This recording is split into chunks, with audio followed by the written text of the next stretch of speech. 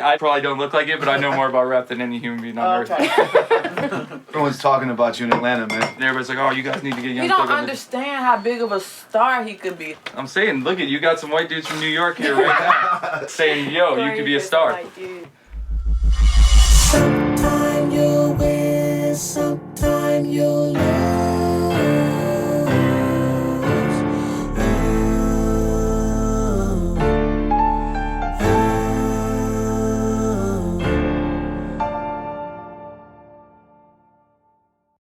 Fresh in the VIP, lit up.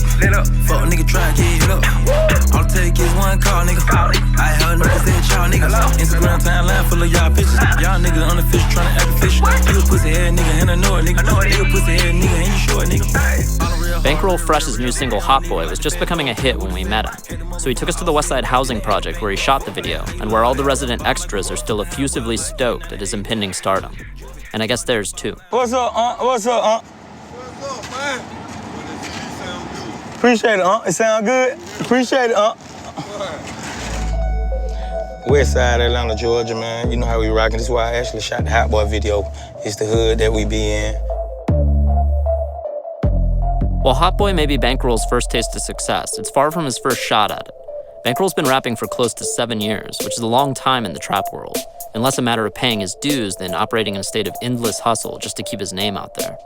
These are my partners, you know what I'm saying? What's salary? You know what I mean? West side shit. Smoke the real around here, and we like them fat. We don't smoke that skinny shit. Y'all niggas goddamn come around here, goddamn with them skinny ass blunt, boy. We gon' send you home. Gonna send you home, boy. We smoke fat around here, boy. I'm talking about gas. I respect every man who done made it.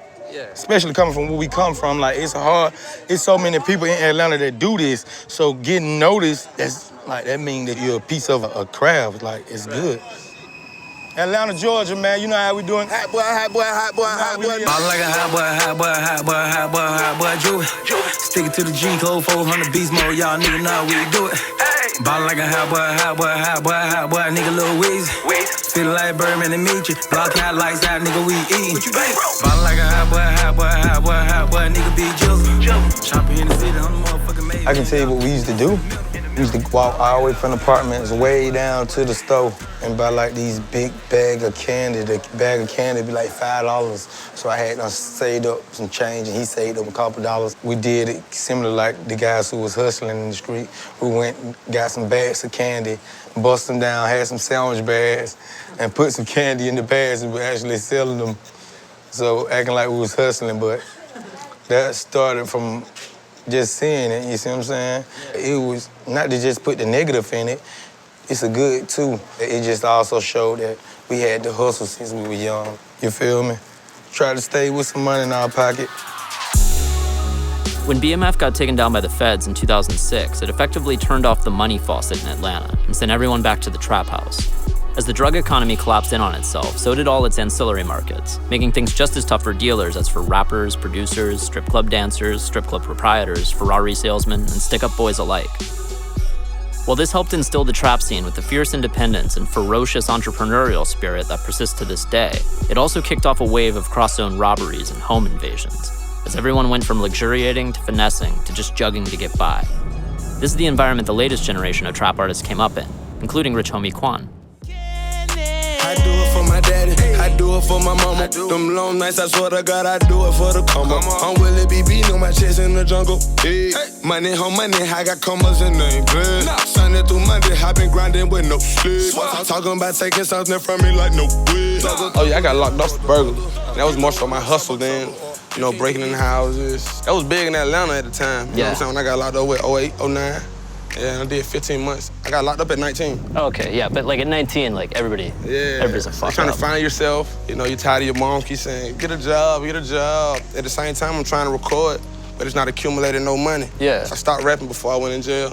The time I'm sitting down, when I'm rehabilitating my mind, that's when I started reading more. And trying to see, like, when I got out, what could I do to be, you know what I mean, successful? I'm gonna have a felony on my report card, you know? And at the end of the day, I realized that wasn't the end of the day. It wasn't gonna be the end of my life. You know what I mean? It inspired me to go harder. Fucking these bitches, cover got time to kill. Never bought that work, give a fuck how fine she is. Never fall in love with the pussy. Nigga, that's how I feel. If I chill, I'ma kill him. Guapo, tell her what it is. Do you actually just sit down, pen to paper, or? To be honest, I don't write. I just write it in my brain. I felt as if I wrote too much in jail. So when I came home, I haven't picked up a pen or a pencil since I've been home. I didn't want that jail life to be the same life I'm living in the free world. Yeah, it's like a clean break. Exactly. Yeah. I want to come out as a new person. Quan's break from prison was about as clean as they come.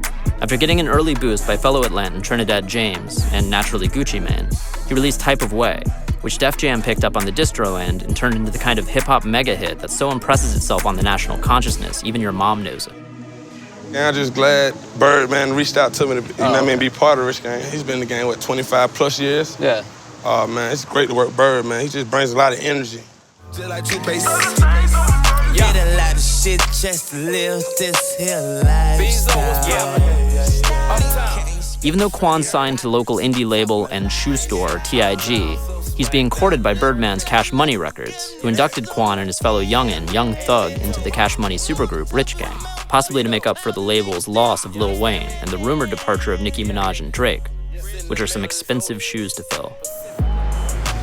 How long you known Young Thug? To be honest, me and Young Thug went to middle school together.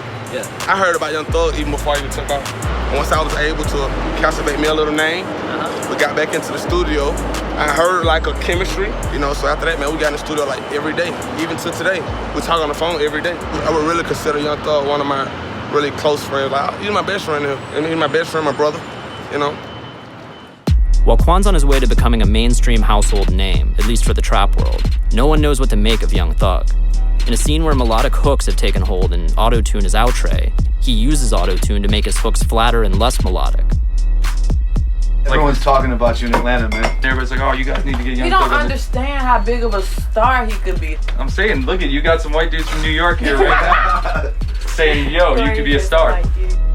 Thug is a classic hip-hop wild card in the style of ODB or Biz, but with a weird androgynous sexual dimension thrown in, just to fuck with things. He's got that bull-ring septum piercing that teenage girls use to signal their unorthodox sex preferences. He wears little girls' dresses as shirts and peppers his rap with lyrics like, "Yes sir, I want your sauce," where you can't tell if it's supposed to be a girl saying it to him or him saying it to a dude. Then he'll just shrug the whole thing off on Twitter with a casual no homo. It's awesome. He's like the trap version of Screamin' Jay Hawkins or Morrissey or something. Yay, I want no M&Ms. I want no M's. I want no M's. I'm not talking Mickey D's. I want no M's and I'm not talking Mickey D's. I'm chasing an M&Ms. Quan and Thug haven't just carved out a space for McConan-style strangeness in hardcore rap. They've thrown up the flair for outside hip-hop weirdos to come to Atlanta and collaborate. Like Houston's Travis Scott, whose shit is practically goth. Check out this video they all did together. How scared of this would you have been at 12? I would have peed. Midnight awaken, hyperventilating, drunk laps, running around the globe, wild goose chasing after 3 #1 albums. Would've thought I feel amazing, still impatient, still sipping on liquor, still rolling up swishers. Nas Beamers, double pocket, fuck pen and meter. So is it weird after taking off and shit, being in town? Oh yeah, man, it's weird. It's only more weird now because it's different from when I could go to the store, buy me just a drink, or even go to the mall, give me a t-shirt. Now before I do that, I have to call security. Make sure we have the, the proper personnel. The bitch so bad, call a ticket cause I really wanna meet her. Hey, and I ain't kidding Wayne, but that my mama see her. Hey, mama see her. Mama see her. With the music scene changing right now, I really feel as if it's just better being independent. You control your own destiny, and that's what I've been able to see. Even with Trinidad being signed, he was signed to a label. I don't know what ended up happening with his situation, but I just don't want to go through all that, man. You know what I'm saying? What happened was like a 19th century morality play about the perils of fame. In 2012, Trinidad went by virtue of one single from a guy who'd been rapping for less than a year to one of the most hyped rappers in America. Def Jam signed him to a $2 million contract, and everybody switched their diamond chains to gold per his lead. My music is just about real life shit, man. I am one of y'all. I ain't nobody different. I just do music. That's my job. And it's paying off. And hey, man, who am I to deny a blessing from God? You gotta turn that jam, boy. But while Atlanta churns out new hip-hop stars with frightening speed, it devours them every bit as quickly.